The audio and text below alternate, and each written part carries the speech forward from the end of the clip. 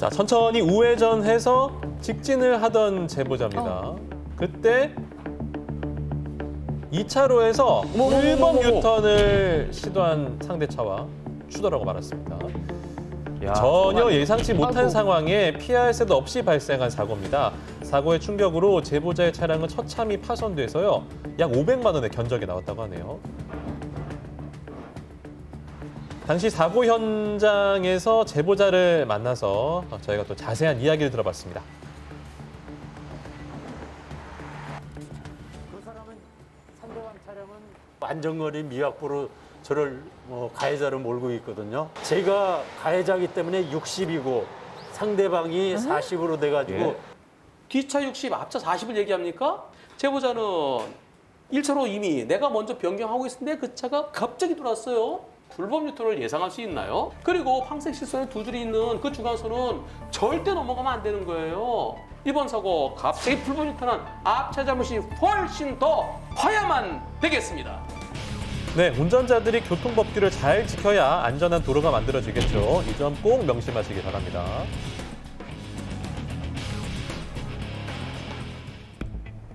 주차장을 빠져나오던 중 우측에서 달려오던 오토바이와 충돌한 제보자의 차.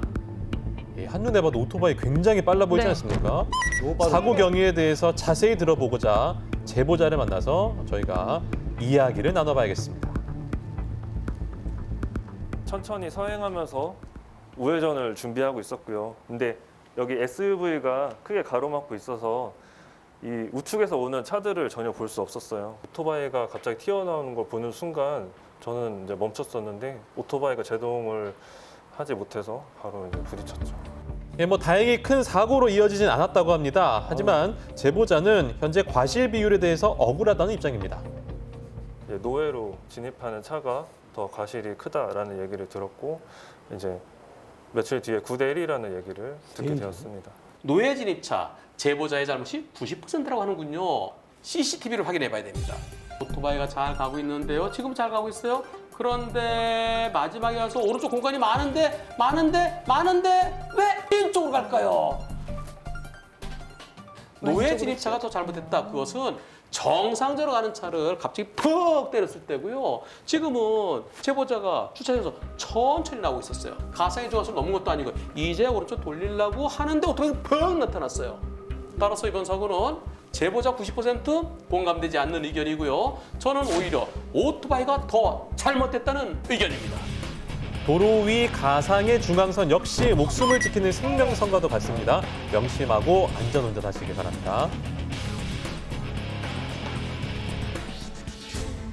어린이 보호구역 내에서의 어린이 교통사고 매년 발생하고 있습니다. 절대 일어나면 안 되는데요. 최근 광주의 어린이 보호구역에서도 횡단보도를 건너던 일가족이 참변을 당했습니다. 너무 안타까운 사고예요.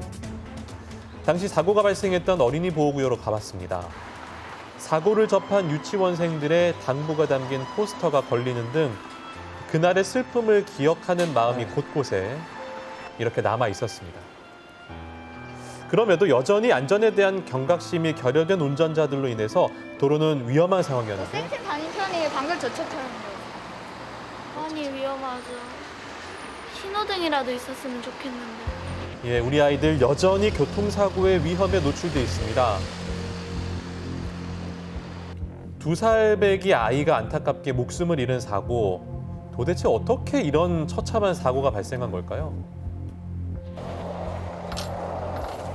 어린이집 차가 건너로 앞에서 서 있었고 신호등으로 가기에는 너무 미안한 거예요. 처음에 이 엄마가 건너려고 할 때는 차가 별로 없었어요. 반대편에서 멈췄으면 이런 일이 없었을 텐데 그때 차가 움직이기 시작할 때 이쪽에 있는 학부형들이 다 소리 지르고 울면서 소리 지르고 그랬는데 딱 사고 나버리니까 다들 주저앉아서 땅을 치고 통곡을 했어요. 피해자 가족에겐 끔찍한 기억이겠죠. 저희 언니는 지금 말이 중상이지 설 수도 없고 누워서 그냥 그대로 숨만 쉬고 있어요. 일단 유모차에 타 있는 애는 지금 제가 저희 집에서 돌보고 있고요. 넘어지면서 안에 뼈가 끊어지면서 폐랑 간을 찔러서 얼굴에 턱뼈가 다 끊어져 버렸어요.